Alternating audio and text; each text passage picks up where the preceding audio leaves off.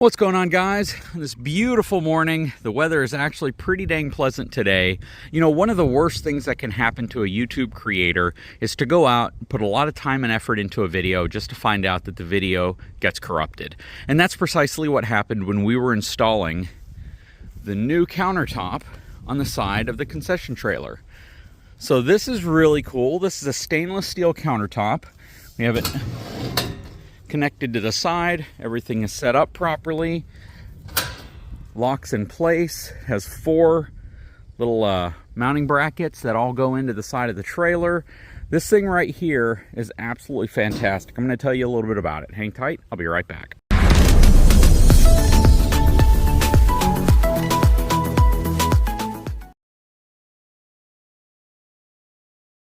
Okay, so I made a full video going over all of this, and unfortunately the actual produced files got corrupted after production, which is really a pain in the butt. It basically means I recorded everything, it looked like all the files were fine, and then I tried to use those files and they wouldn't work.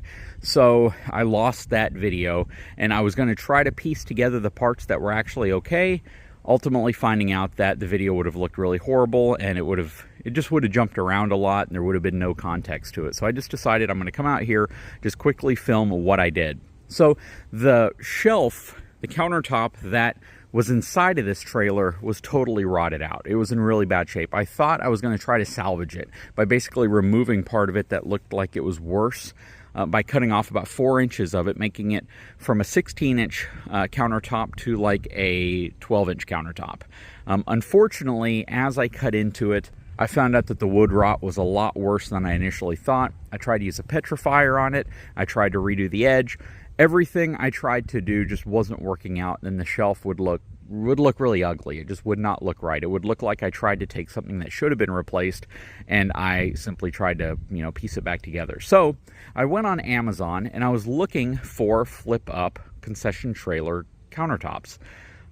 Lo and behold, they're all over Amazon. You can find them everywhere, and the price varies everywhere from about $40 for a shorter one all the way up to hundreds and hundreds of dollars for really, really expensive ones. The one you see here is actually two of them that they rivet together, and this specific one was like $80. It really wasn't that expensive, and it had the really nice 4 spring brackets that have little releases here that you can push to drop it back down. It's all stainless steel. It's actually been on the trailer now for a few days, and it looks absolutely fantastic. I'm blown away that I could get a product like this. Now, the one caveat is the assembly of this by the manufacturer was really, really good. As far as how everything is built, the look, there's no real sharp edges on anything. It's a nice countertop. The bad part is the way that they attach these brackets underneath.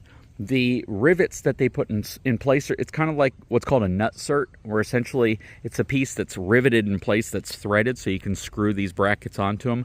Almost all of those were not attached. So as I would try to screw in them, they would just spin or they would come out. And I tried to use a tool I had to put new ones in, but I couldn't get it to work. It just wasn't happening. They weren't compressing in there enough to actually catch. So what I did instead is I moved the shelf out just a 1/4 of an inch, and I drilled all new holes and used stainless steel self-tapping screws to hold it in place. And it's not going anywhere. I mean, it is secured really, really well. It looks fantastic. Overall, I'm not disappointed in the quality of the product. I'm disappointed in the fact that they have a product that's actually really nice, but then the final assembly, the little parts, the rivets, the nutserts going into it were attached so haphazardly that you just can't use them. And it got really frustrating. You get to this point where you're like, well, maybe there are enough to hold, because each one of these brackets uses 4 of those nutserts, and I'm like, well, maybe if I can get 3 of them, then I can just drill in the last one, or I can use some type of an anchor.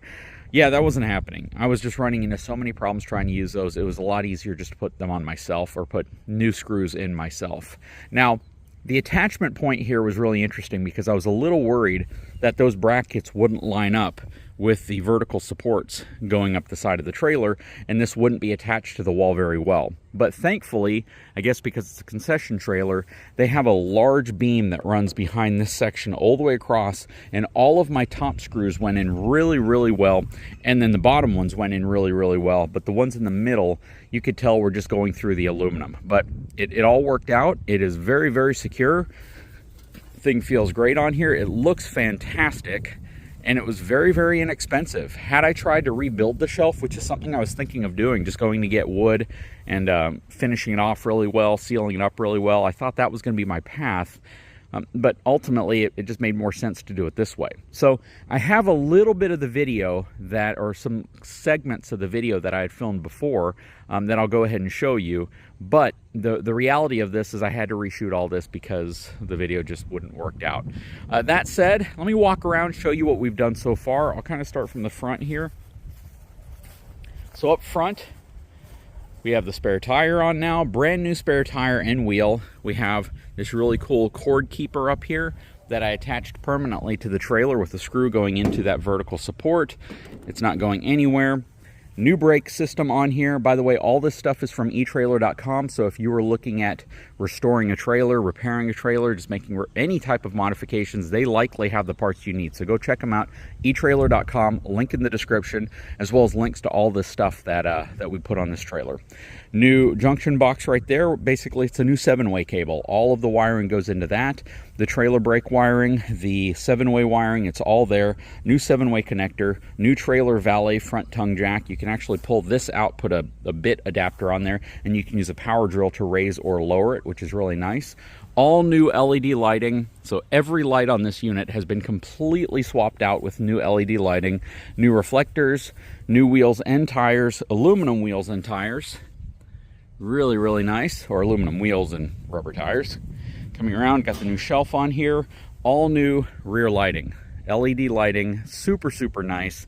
These are pricey, but boy, do they look absolutely fantastic, and they cover the spot where the old lights were perfectly, and it's a great seal because this has a nice gasket that goes all the way around it. It's actually a really thick gasket. Again, all LED lighting. New license plate light back here as well. We elevated that way off the ground. It used to be way down there, basically where the plate could drag. Now it's up here. It is all connected properly. Brakes are connected properly. And the next step is Luis, the owner of this trailer, is going to take it home. He's going to do some prep work, some sanding, because he can't always be out here, so having it at his house is going to help him out a lot to where he can get this thing prepped for paint, because the outside of this is going to get paint. We're going to surprise you with the color, and honestly, it's because I don't even truly know the full extent of what color he's going to go with, but he's going to get all of this prepped for paint, then we'll have it back out here again. We're going to spray it down. We might get rid of this AC. Kind of a weird mechanism they have going here to hold it in place, but we'll likely get rid of it and put something else in that looks a little nicer. It's more efficient. Maybe a rooftop air conditioning unit. We haven't exactly figured out what we're doing there, but that just looks really tacky to me. And then these drip edges absolutely need to be replaced. I don't know what was used up here, but this sure doesn't look like it's OEM. Doesn't look like what should have came on the trailer. The cool thing about this trailer is it can be inspected. It is safe to tow down the road. Wheels, tires, brakes, lights, everything's been swapped out. So it is absolutely a trailer that is safe to pull down the road, which is really, really nice.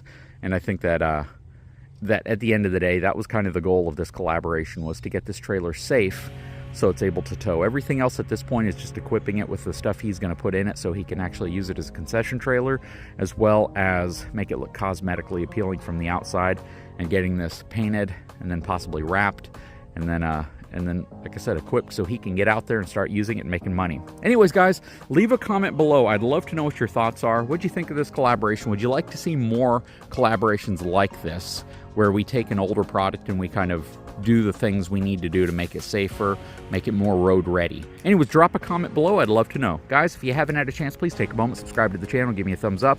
We'll talk to you again very soon.